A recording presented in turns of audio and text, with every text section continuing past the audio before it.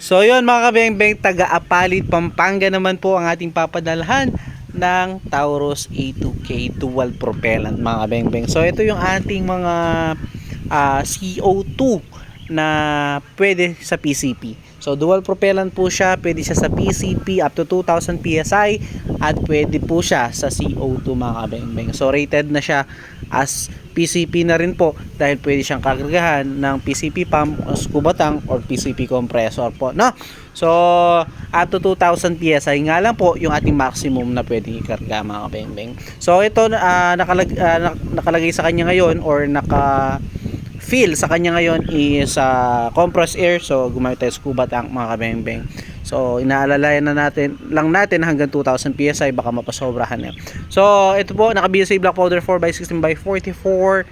So ito po ay unit ni Sir Cesar Yap. So Sir Cesar Yap, ito na po yung unit nyo sir. Papadala natin today after natin ma-grouping test po, no? So sir, ito po na po yung unit, Sir Cesar Yap ng Apalit, Pampanga. So yan, napaka-pogi po. So simple lang pero bongga mga bengbeng. So recommend ko talaga dito sa mga Taurus A2K yung original color nila. Original color nila is ito po. So sa mga gustong black din po, pwede naman po. Pero mas recommend ko sa kanila na ganitong kulay yung natural, dahil kapag gusto pong i-black, pwede siyang i-black anytime. Hindi katulad ng black, kapag gusto mo siyang i-brown, medyo hassle po kasi magbabakbak ka pa at maglaliha. So kailangan mo naman i-seal yung mga pores ng ating mga kahoy. So medyo may process na naman po. Hindi katulad nito, kung gusto mo siya i-black, madalian. At kagandahan ng brown, kapag nagasgas, brown pa rin. Hindi katulad ng black, pag nagasgasan po, kita po yung gasgas, no? So Sir Cesar Yap, ito subukan na natin, grouping test na po natin. Gagamitan natin siya ng meteor pellets po, no? So yung makapal po yung ating gagamitin na meteor pellets. So ilalagay ko na po yung ating camera sa ating side cam. Mai-test na po natin itong unit ni Sir Cesar Yap ng Apalit, Pampanga. So ito, lagay ko lang po yung ating side cam. Ayan. Then atin siyang i-align muna. Ayan. So Sir Cesar Yap, ito the moment of truth. So yun yung ating steel plate.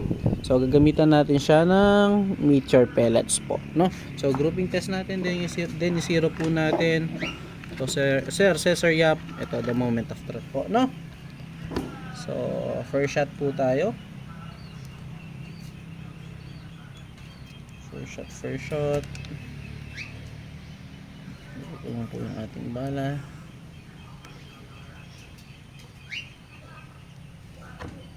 First shot po tayo. First shot.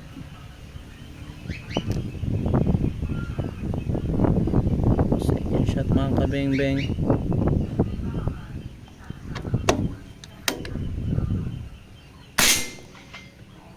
Third shot. So grouping test muna tayo, then mamaya po zero natin, no?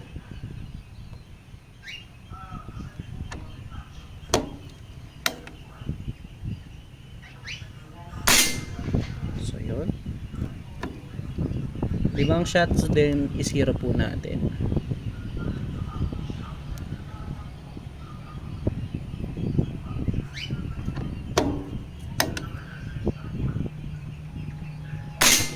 So yun ito tumama sir.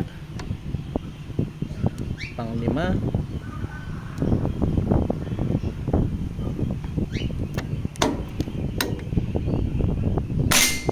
So yun, kita na natin mga bengbeng saan yung kanyang patama talaga.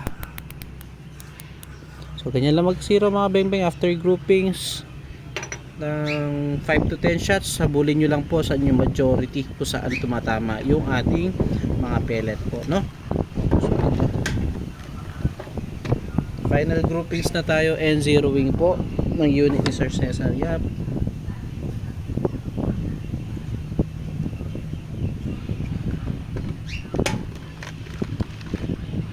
So first shot tayo ng second groupings po natin.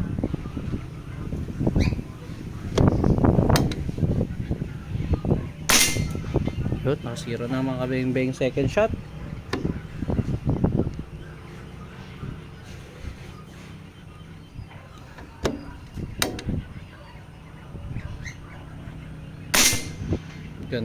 Ganda tumama mga kabeng-beng. Pangatlo. So yan po no, walang daya. So actual natin talagang zero itong unit ni Cesar, ni Sir Cesar Yap, nakapalit Pampanga po. Grabe kaganda tumama. So refill lang natin ng kaunti dahil nakakarami na tayo. Wala po ng kaunti.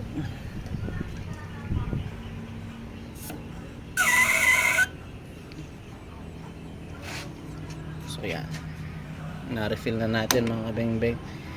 So test muna natin. Walang bala muna to, no? So, para malinis lang yung barrel. So pang-apat ng ating last groupings po, no? Yan, tuloy-tuloy na po ito. Pang-lima na tayo.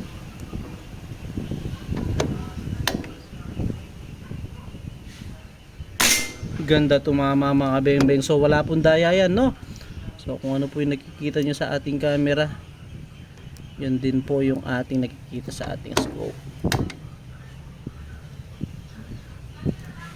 Grabe sir, solid. Pang 7 na yata to mga kabeng-beng. Pang 7 or pang 6, nakalimutan ko na naman magbilang.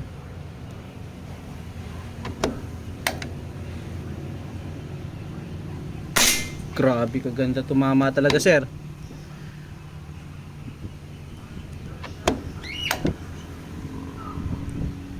Solid.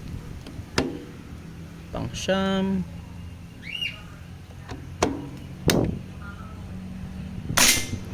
At pang 10.